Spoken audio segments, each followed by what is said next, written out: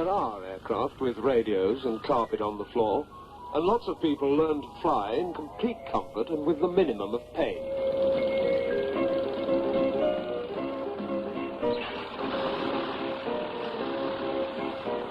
You can sit in a nice warm cabin in front of a mass of dials and switches and levers and coloured lights, and in 40 hours you too will be a pilot.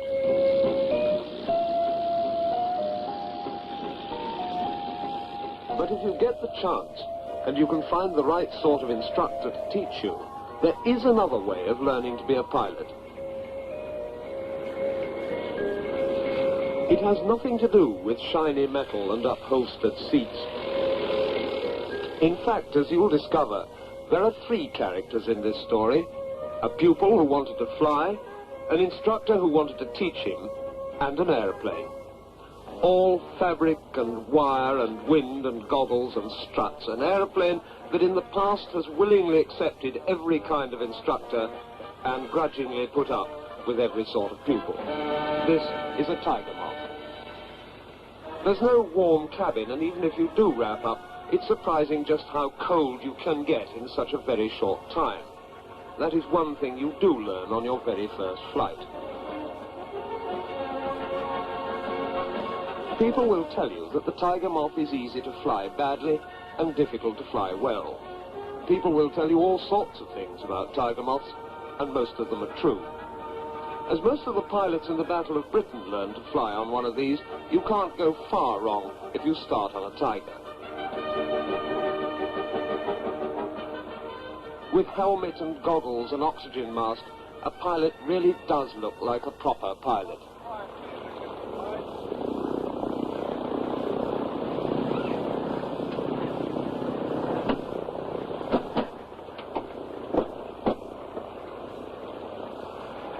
Switches off, throttle set. Switches off, throttle set. Contact. Contact.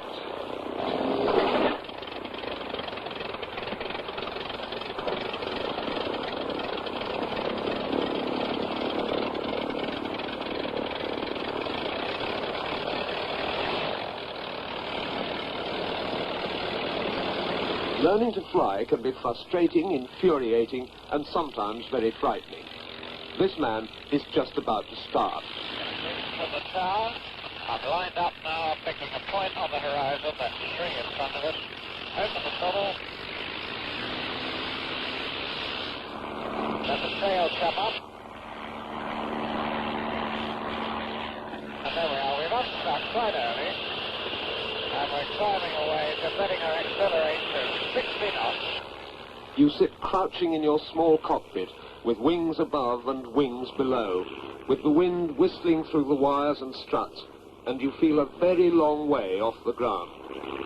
When you look out at the ground, it looks like there's struts and things there, doesn't it, going round? Yeah. The thrust on my nose is all right, but it's my feet. And my feet, I can't feel them on the rudders any longer.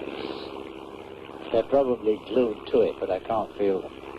And my toes are hurting. He's frightened of it. Anybody would be, I think. And he's also very cold. And somebody being cold and frightened at the same time is not exactly an easy person to teach. He certainly won't take very much in at the moment. You take the stick and you learn to bank to left and right, and you try in vain to keep it level. If you can fly this, you can fly anything. There must be warmer and easier aircraft to fly.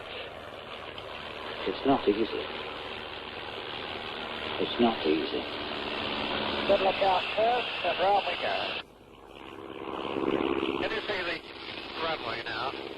Yes, I can. Right, keep your hands and feet on the controls, left hand on the throttle. Now look ahead, and we can see that we're tracking down between the rows of markers, aren't we? Yes. Now I want you to get your head right outside the cockpit, either left or right, I don't mind. Right outside. Yeah. So that you've got the vision, both eyes working for you. Look well ahead to the other end of the runway. And about here, this point, you would start to check stop your descent. Then you would keep coming back on the stick, right back until she comes down. Like that. And now he starts on the theory. Why it flies and how it works. Lift and drag and angles of glide, and all you really want is a cup of tea. But you have to learn it. So it's important to fly the aeroplane at a speed which will give you the best L over D, the best lift-drag ratio. And for the Tiger Moth, that speed is about 60 knots.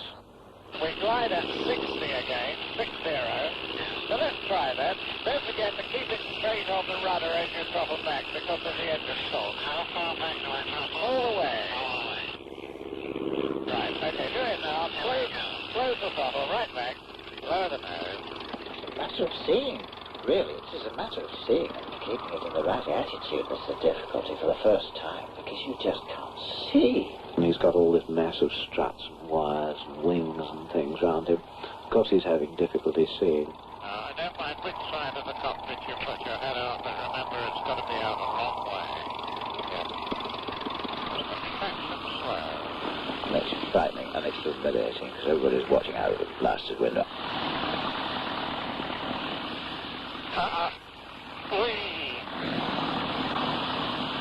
Dear, oh dear. I have it.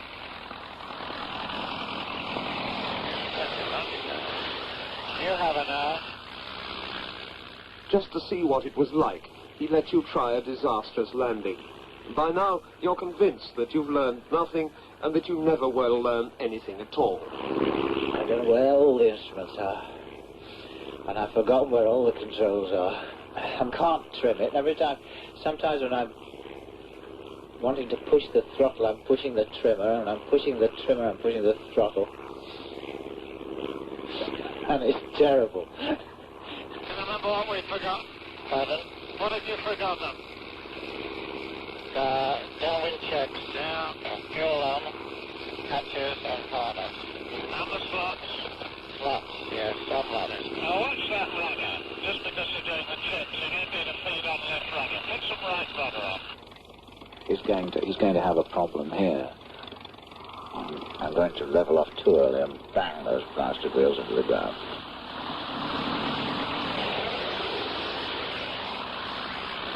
God knows what he must be feeling like. We're going to have to jolly him along a bit. Okay, now we're going to have a look at this stalling business.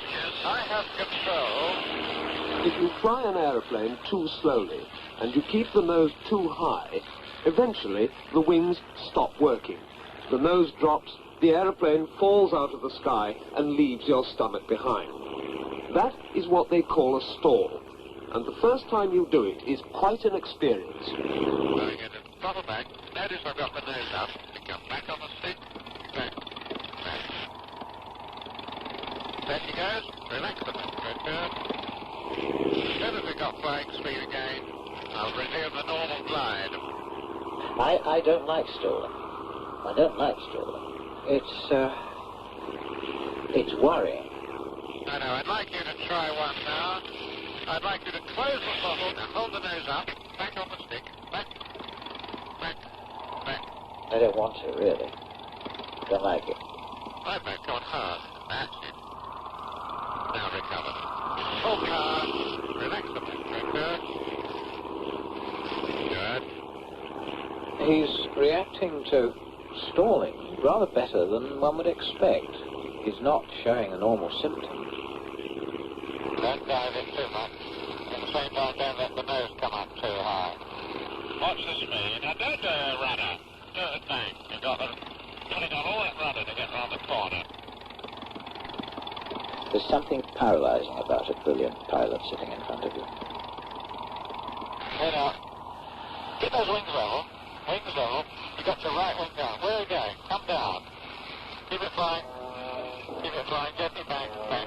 Steadily back. Oh, yeah. Very sweet. Round again. Why doesn't he be quiet? Let me try and control this aircraft. I keep the wings level. I start drifting off. The reason why you're drifting off is the wings are not level. Oh, yeah. How the hell I'm going to learn to put this aircraft down without bouncing it, I don't know. You haven't got your head far enough out of the cockpit. Now put your head right out now, right out. You've got nothing to line it up on at all, unless you chuck yourself out of the cockpit. I haven't got any idea of what I'm going onto the ground. No idea at all. Oh dear. Never mind.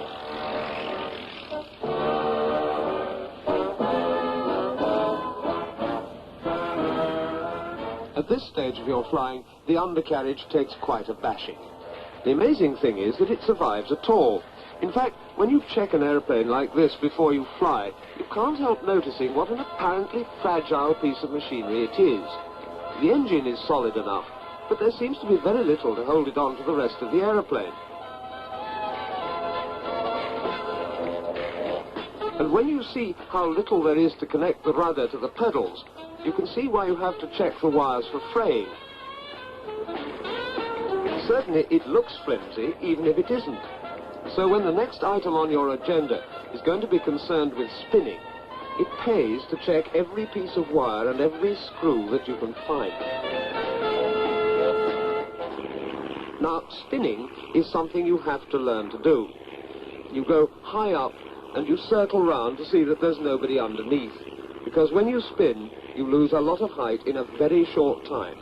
You make sure your straps are very tight and you prepare yourself for the worst. Okay, I don't have her. What I'm going to do is just throttle right back and hold the nose up. When the spin drops to about 40, we'll pick on full rudder and bring the stick right back. Here we go, full rudder and the stick right back. And there you go. Start the spin, round we go. Recover full opposite rudder, forward, stick forward, synchronize the rudder, into the normal attitude, open the throttle gently, and then we find ourselves climbing away again at 60 knots. How did you like that? My stomach just about went through my back. Which way this time? Please yourself. All right, I'm going to spin out to the left. It feels like falling off a horse. That's good. Hold it in, hold it in, hold it in. Round, round, round, round, round. Full rudder. Now recover. Good. Bloody horrible feeling. It's not nice to start with, is it? No, not a bit. Spin to the right. Spin out to the right. Yes. All right, rudder. Stick hard back, hard back. Good. Lovely. Now let it go. Nothing like full rudder. When it's over, at least you know that there can't be anything worse than spinning. Okay, fly straight now. That's better, isn't it? You're getting the hang of the attitude on the horizon nicely now. Look at that slip needle again. Yeah. You're going into the turns with rudder, with not enough bank and a lot too much rudder. Yeah. You see, there we are. Look, we've got 60.5 knots. That's as accurate as you'll ever get it. Very nice. If I can enjoy it a bit more. That's right. Now that's lovely. Just wait. Oh, beautiful. Okay, bring it to a standstill. By now, you've done 6 or 7 hours. You're getting to know the aeroplane quite well, even if you can't fly it. And you worry, and you can't understand why you can't control such a simple thing as a Tiger Moth. Surely anybody ought to be able to do it once he knows how it works. Obviously, you're behaving like a fool, and your instructor knows you're an idiot. He's very nice when I'm doing it right, but by God, he's rude when I'm doing it wrong. Rude. We've got 45 knots. Can you see that? Yes. Jesus. Are you flying or am I? You are now. Do keep the nose down, because it's absolutely essential if you wish to fly at the right speed. I don't want to see that speed below 55 ever again, or I shall climb in the back cockpit with you and beat you over the ears. This time we're going to have our head right out, aren't we? Yeah. It's a very fair aeroplane. It isn't easy. If you're flying it properly, it's all right. It keeps to a nasty sort of buzz, but it gets awfully cross with you if you don't. Oh, that's terrible, Dudley. That's absolutely terrible.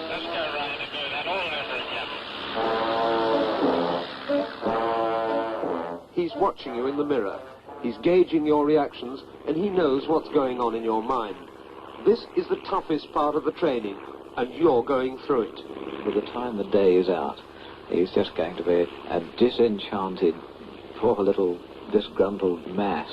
And it won't be because of what I do to him, but he is going to make such a mess of it, because everybody always does, that he is going to feel absolutely terrible at the end of it all. Get the wings level and get the feel of the aeroplane right, so that you're not sliding one way or the other before you start making violent corrections.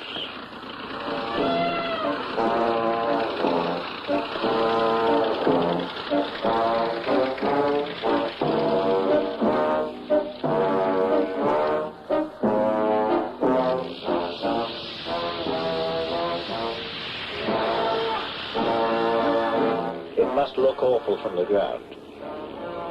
It's very difficult. It's very difficult. Now you're forgetting everything, even the simple things that you managed perfectly well before. You're going round the turn using rudder. I'm not trying to turn. Well, we're turning. I know we are. We've come around. Look where we are. We're nearly right angles to the runway. I have control.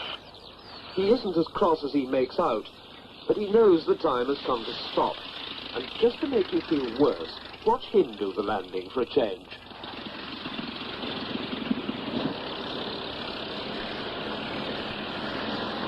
Very humiliating. I can't fly it at all. I didn't feel I had any control over the aircraft at all, and I'm fed up. It happens to everybody at some stage. The point where you know quite certainly that you will never make a pilot.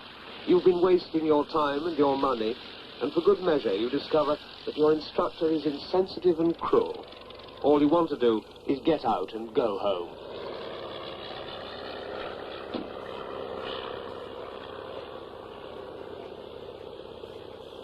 You can go so far with somebody being nice to them. Every now and again there comes a point where you have got to make them realise that they're not perhaps doing it as well as they might do.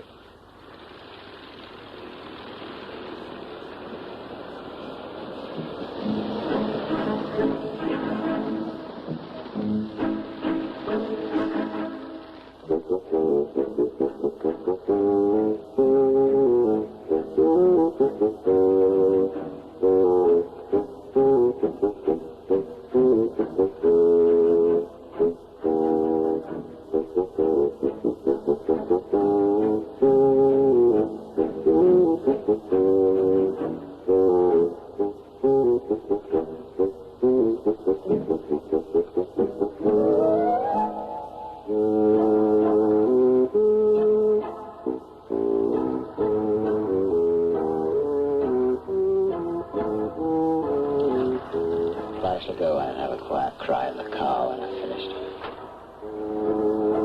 I'm going home. I'll have a sleep. I've got to try again tomorrow. I might not even come. With this venturi here, the air will be speeded up as it passes through the neck, so the pressure from Bernoulli's theorem will decrease. And the gases are being forced out through the open exhaust valve, giving you the characteristic bang of the four-stroke cycle, which is a very shallow slope with the warm air rising gently up over the cold air. We can draw the whole thing out in profile. This angle is the same as that angle because there are two right-angled triangles. This angle here depends on the lift and the drag acting out here as well, since it's a parallelogram. Therefore, if the lift increases with the drag remaining the same, then this angle will get smaller. Therefore, this angle will be smaller and the glide angle will be flatter. You take off and you feel better, and suddenly, without warning, he pretends that the engine has failed and he shuts the throttle. Now you'll put the bloody nose up again. You'll stall and then you'll really be in trouble. You're better off going into the tops of the trees than stalling and spinning in. There's a field straight ahead. If we don't make it, it's hard luck.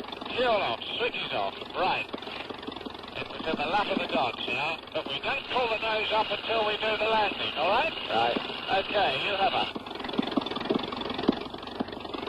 If your engine ever does fail on takeoff, you'll be very glad you learned this lesson. And you may not have noticed it, but you're beginning to take control. Is the climb attitude correct? 60 knots we're looking for. 60 knots we're looking for. His general flying now is getting a great deal better. He's handling the airplane with a lot more confidence. Now then, when you go into this turn, I want you to do it properly. Right. And I won't tell you what properly is. That's good.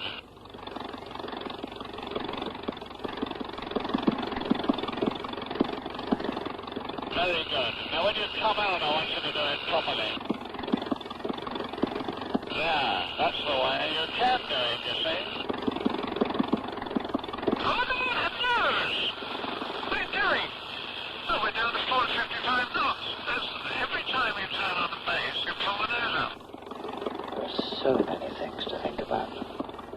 He knows that you're getting safer. He may shout at you, but you're flying the aeroplane and not him. The landings may not be very good, but you're doing them, and he is only watching.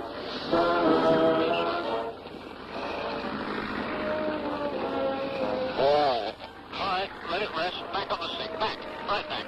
Oi.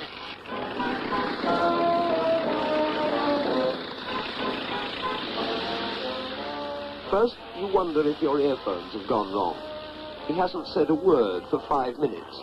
He's just sitting there, apparently, just watching the view. You're doing everything, and he may be finding fault, but he isn't telling you.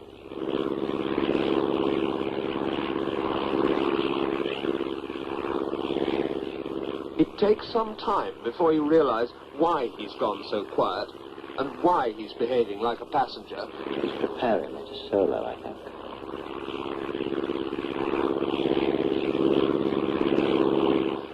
Height is right, the speed and engine revolutions, you're in the right place. You're flying straight, it's all exactly as you want it, and for the first time, you're really enjoying yourself. This landing has got to be right.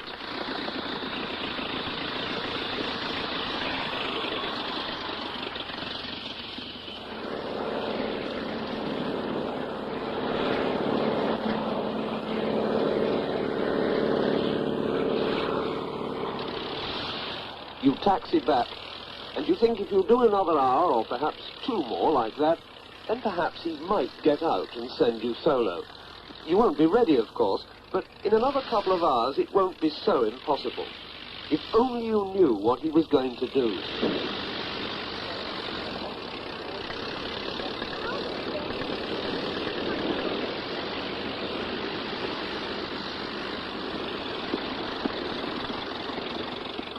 And then, to your horror, you realize that he's undone his straps and he's getting out.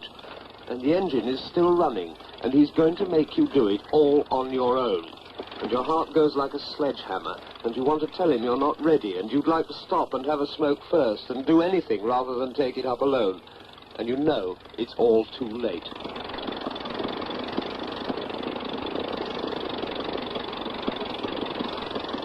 Let's get on with it.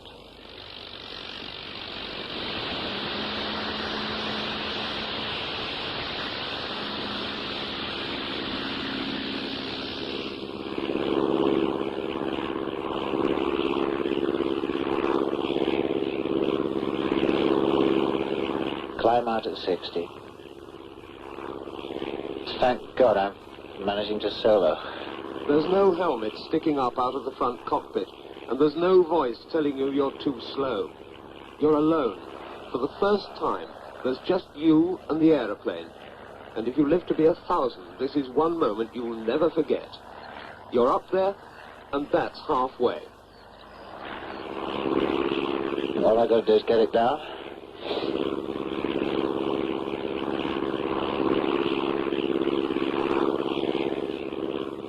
800 feet, and you can line up onto the downwind leg.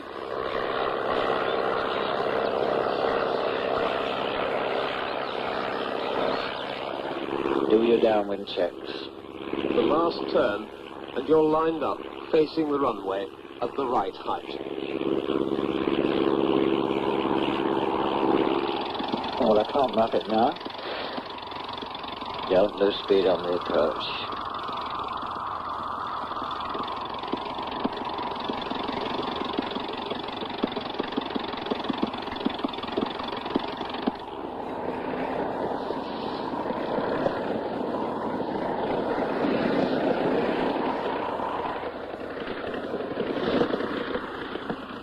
Hold it off, hold it off. Hold it off.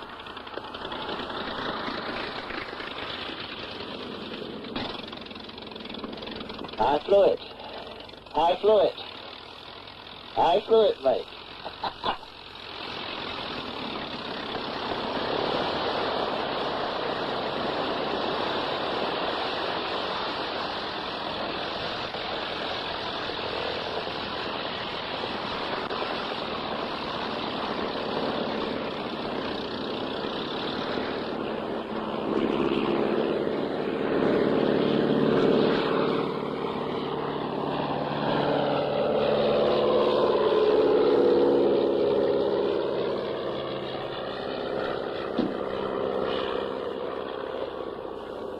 It's a great, great, great feeling. Let's go and have a pint. I've done it. Solo. Well, that is fantastic. It's a fantastic feeling. Everybody's absolutely right. It's out of this world. And it's terrific. It's terrific. You know, I feel better than I've ever flown before. I've been well taught.